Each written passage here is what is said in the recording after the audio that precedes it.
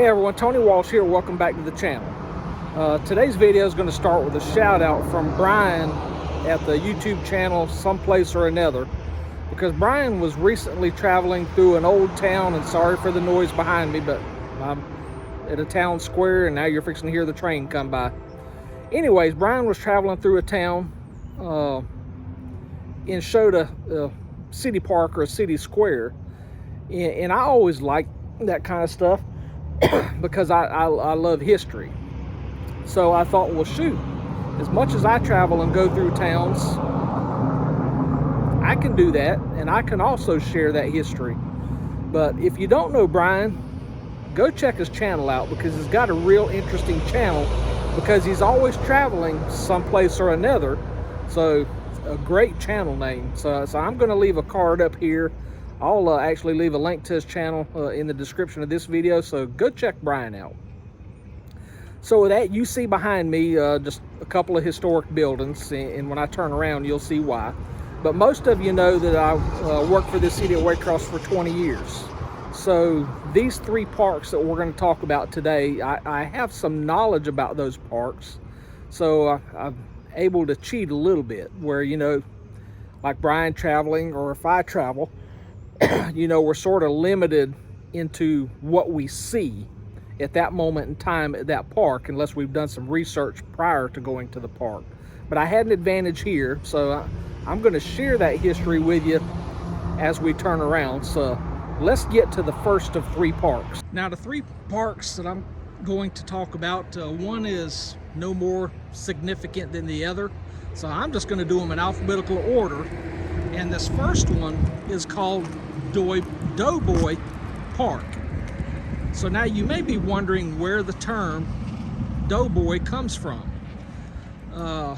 You know, a lot of service members were called that during the Great War, during World War I, but there's actually a couple of different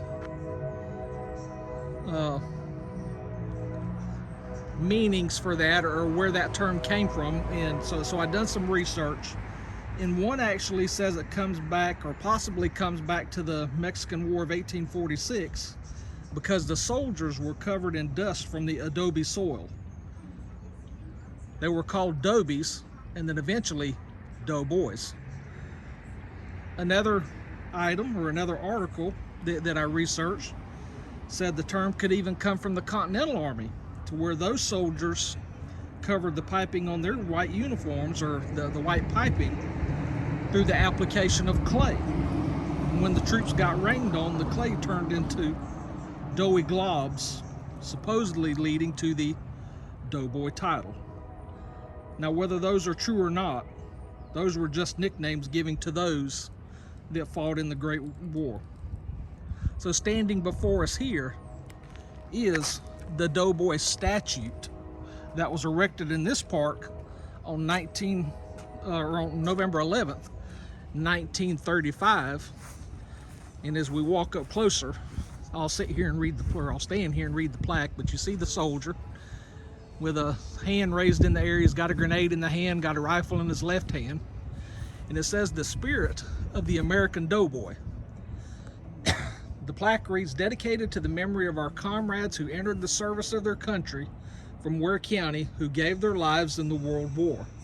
Sponsored by the Ware County Post number 10 of the American Legion, November 11th, 1935. And remember that November 11th date, because we'll talk about it more in a couple times throughout this whole video. On the back side of that doughboy statue, it's inscribed Ware County Post number 10 of the American Legion, November 11th, 1935. Dr. Paul K. McGee, Post Commander, Doughboy Committee, Dr. Henry J. Carswell, Chairman, Walter E. Lee, Carl R. Porter, J. A. Rollison, W. D. Waldron, George U. Gates, Clem Hardy, Mrs. Paul K. McGee, Ira Thomas, Mrs. J. W. Witherspoon Daniel. Also in this park, you can see in front of the Doughboy statue, this monument is known as the Flame of Freedom. And it's because the flame that's at the top of it is lit 24 hours a day for all service members from both World Wars, the Korean War and the Vietnam War. Let me step up here and read this plaque, or show you this plaque. It says the Flame of Freedom, presented by the American Legion Post 10, 119, 517, auxiliaries of Post 10, 119, 517, VFW and Auxiliary Post 4382, World War I and Auxiliary Post 1686, AMVETS and Auxiliary Post 621, and the Waycross City Officials, Georgia Natural Gas, November 11th, 1969. So we have two November 11th date. Also in this park, you see this brick gazebo, and it's lit up beautifully at Christmas time. And a lot of weddings, it all take place right here. Prom photos, homecoming photos. This park is well used, or that gazebo is well used throughout the community, but there's really nothing historic about the gazebo. But what is historic about it is the base of the gazebo, because that base comes from the first ever water standpipe that the City of Waycross had for its municipal water system. See, now I can remember when that standpipe was still there, because I can remember when it was demolished. But thankfully, the city kept the marble pump station, and now it's just an empty building. But it's still a little beautiful building that's located in this park, so thankfully the city kept it here. So that's all for Doughboy Park. Let's move on to park number 2. Here we are at park number 2, and it's named Phoenix Park. Now, my research couldn't find why it has the names Phoenix Park, except for that used to be the Phoenix Hotel. So I don't know if the park was named after the hotel or if the hotel was named after the park. But the hotel is from the very early 1900s, and I talked about that in a video before, because the bathtub in my house come from that hotel, and it's dated 1913, old clawfoot bathtub. So don't know who was here first, the park or the hotel, but they're both named Phoenix. But anyways, you see this tall Confederate statue. Now, this video is not to talk about that time of our history, because it was ugly, but it is still our history. So in a lot of southern towns still have these statues, but a lot of people are trying to get them taken down. And my research revealed that this statue was either dedicated on June 3rd, 1910, or October 14th, 1910. Checked several different sources, and both of them had those dates, so nobody really knows. But here it's a soldier with his gun slung over his right shoulder, burlap knapsack over his left shoulder, and it's got inscriptions all the way around. It says erected by the Francis S. Bartow chapter of the United Daughters of the Confederacy to the Confederate veterans. On the left hand side, it says the impartial highlighted verdict of mankind will vindicate the rectitude of our conduct, and he who knows the hearts of the men will judge the sincerity with which we have labored to preserve the government of our fathers and its spirits. And that's signed Jefferson Davis, who we know was the Confederate president. Of course, and then here it's got the dates of the war, 1861 to 1865, in memory of the Confederate dead. And then on the last inscription says, eternal right, though all things fail, can never be made wrong, many of whom gave all, and all of whom gave much. So that's that. But then you saw me as I was walking up, had a cannon right here, and this cannon, I saw a date on it. It has a date of on the right trunnion. Nope, on the right trunnion is some initials. I don't know if that's TF or TE. Couldn't find anything what that meant. Of course, and then on the left trunnion, as you're looking from the rear of the cannon, a date of 1851. No other markings of the significance of what this cannon means. A couple of benches there, and that used to be a water fountain, if my memory serves me correctly. And it just has WCTU. I couldn't find anything what WCTU meant. Over here, a couple of park benches. This first one's dedicated to a friend of mine, great lady, still living. It says, in honor of Carol Clark, a spirited community leader, Leadership Waycross 2006. Now, I was in the Leadership Waycross class of 2004. I take that back. I was in the leadership class of 1994. God, I'm old. Now, this one here has a special meaning to me. It says, presented to the Ware and Waycross firefighters and emergency personnel by the Okefenokee Pilot Club and citizens of Ware County, November 10th, 2007. Now, why they didn't wait till November 11th, I have no clue, but they chose November 10th. It says, through their gallant efforts, not a single life was lost while saving property, businesses, and homes during the worst wildfires in Georgia history. Y'all have heard me say, I've worked for the City of Waycross, and I was still a proud member of the Waycross Fire Department because I didn't retire till October 17th of 2008. So this bench was placed while I was still a firefighter, and I do remember that fire.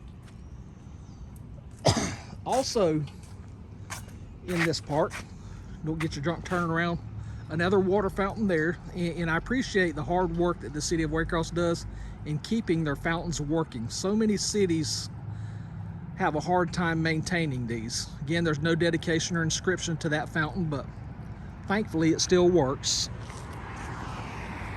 Nothing special about these benches here that I can see of, but we do have an American flagpole right here that's flying proudly, and I have to walk around to see the inscription on it to see what it says. We also got a sundial right here, and I'll come back to the sundial. So the flagpole says, in honor and remembrance of the heroes and victims of the fight against terrorism, and to celebrate the enduring spirit of all Americans, presented by the Woodmen of the World. Now, it doesn't have a date on it, so I don't remember when this was dedicated. And then finally, we have the sundial. It has an inscription on it, and it says, get around here where we can read it. It says 1893 to 1993, the National Society of Colonial Dames of America in the state of Georgia. It's a pretty neat little item there. That's all for Phoenix Park. So let's head to park number 3. Here we are at the third and final park, and it's known as Plant Park. Now, I couldn't find any inscriptions or dedication as to how this park got its name, but it's located right off of Plant Avenue, which is on the other side of these railroad tracks. So this park, you know, plenty of benches, palm trees, just a nice place to sit and relax and watch the trains if that's your thing. But really nothing on why this park or even how this fountain came to be about. But what this park does have is a monument with the names of those who served. And of course you can see the flags of the various armed forces, the POW and MIA flags. So again, just a salute to those who served. And this monument was dedicated again on November 11th of 2017. So remember what I said about that November 11th date? So this was 48 years after the Flame of Freedom, and then 82 years after the Doughboy statue that we both saw earlier. So for some reason, November 11th just came to be a dedication day for most of what we saw today. So to the left, you see names from World War I and World War II. To the right, you see names from Korea, Vietnam, in Operation Iraqi Freedom. But below it, you see names on these brick pavers. So all of these are Army names or service member names as well that served. So what I don't know is the difference between these names here and these names here. But again, we just need to thank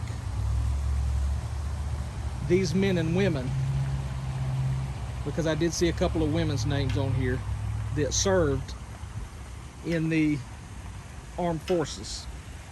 And as y'all know, my son Andrew, or Jackie and I's son Andrew, is in the military, and he's serving overseas, being deployed in the desert.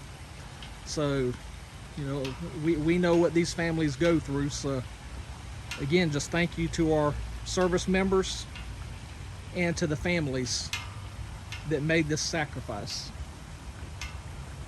Also, if you remember, a few months back, I posted a video about discussing about the proper disposal of American flags. You know, and I received comments both ways, good and bad. But here, what I noticed at this park is that there is a box where you can deposit flags for retirement the proper way.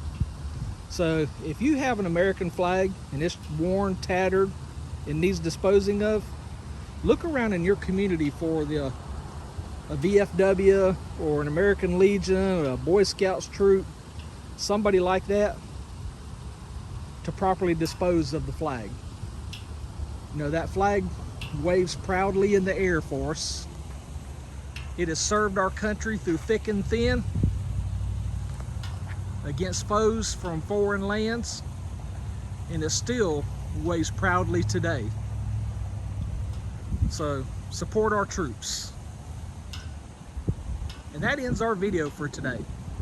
I hope you enjoyed these 3 parks.